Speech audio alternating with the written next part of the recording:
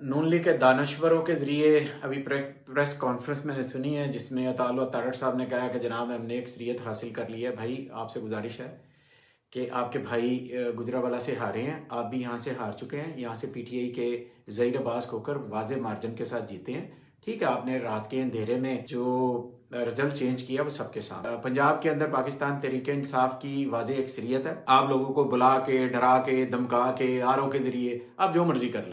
आपने पंजाब के अंदर आपकी सिर्फ 30 से 35 सीटें हैं और आपने इसको 135 और 140 और 145 की तरफ ले जा रहे हैं। इसी तरह कौमी असम्बली में बाऊजी ने तकरीर करके 20 सीटों को जो है वो 80 तक ले गए हैं और उनकी जो सीटें हैं वो 20 से ज़्यादा नहीं हैं। ये सबको पता है। पूरी पाकिस्तानी कौम ने इसका फैसला दिया है। आपको वोट नहीं देना चाहते, उन्होंने पाकिस्तान तहरीक इंसाफ को वोट दिया, उसके नजरिए को वोट दिया, इमरान खान को वोट दिया।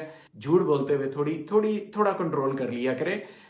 केपीके के अंदर हमारी वाज़ेह अक्सरियत है, गो के आप उसको भी चेंज करना चाह रहे हैं। वफाक के ऊपर आपने बड़ी कोशिश कर ली और मजीद आप करने की कोशिश कर रहे हैं। और पंजाब के अंदर आप बुला बुलाकर जिस तरीके से आरओ के जरिए, और आरओ बाकायदा तौर पे कह रहा है कि अगर आपने नून लीग ज्वाइन ना की हमारे उम्मीदवारों को तो मैं आपका रिजल्ट चेंज कर दूंगा।